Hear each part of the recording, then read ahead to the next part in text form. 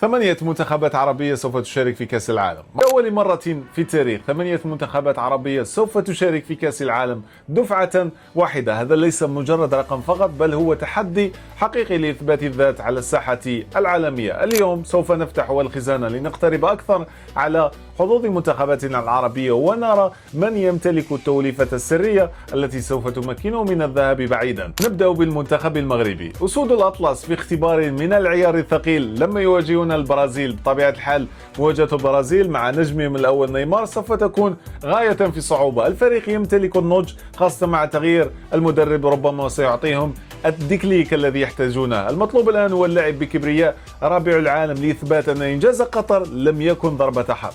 من المغرب إلى الجزائر. الجزائر بمحاربوها الصحراء يعودون بعقلية هجومية متجددة. القرعة وضعتهم أمام الأرجنتين في قمة لاتينية عربية منتظرة. الحظوظ قائمة بقوة إذا نجح الفريق في الحفاظ على هدوء الذهن واستغلال أنصاف الفرص.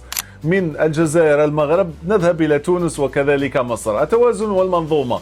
مصر بقيادة محمد صلاح، الفراعنة في مجموعة متوازنة جدا مع بلجيكا. المفتاح هو تنظيم الدفاع. إذا لاحظنا أو إذا ظهر خط الدفاع بنفس صلابة الهجوم، أعتقد بأن بطاقة الدور الثاني سوف تكون قريبة جدا. تونس نسور قرطاج يواجهون السويد وكذلك اليابان. تونس دائما ما تجيد التعامل مع المدارس المنظمة بفضل انضباطها التكتيكي العالي، والخطوة الأولى في البطولة سوف تحدد كل شيء. بإفريقيا إلى عرب آسيا. نذهب إلى السعودية وكذلك قطر. الخبرة مع الاستقرار. السعودية الأخضر يفتتح مشوارها في ميامي بمواجهة أوروغواي، وإسبانيا مواجهة صعبة، لكن السعودية تمتلك جينات المونديال والخبرة الكافية لتسيير المباريات الكبرى بذكاء وتجنب الضغط المبكر. قطر العنابي يدخل البطولة كبطل لآسيا في مجموعة تضم كندا. اللعب بدون ضغوط الأرض هذه المرة قد يكون الميزة الأكبر للاعبي قطر لتقديم كرتهم المعتادة والممتعة. قطر والسعودية. نذهب إلى الأردن والعراق. العراق أسود الرافدين يعودون بعد غياب طويل. مهمتهم الأولى هي إيقاف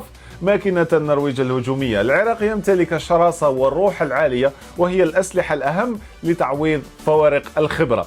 إلى الأردن. النشامة ليس لديهم ما يخسرون في ظهورهم الأول والتاريخي في كأس العالم أمام النمسا، وهذا ما يجعلهم منافسا غامضا ومخيفا لأي خصم. باختصار، نظام البطولة الحالي فتح الأبواب على مصراعيها للدول العربية. رؤية من 4 إلى 5 منتخبات عربية في الدور الثاني أصبح ممكنا وليس مجرد أمنية. أسرار المونديال لا تنتهي، حلقات الخزانة تستمر معكم.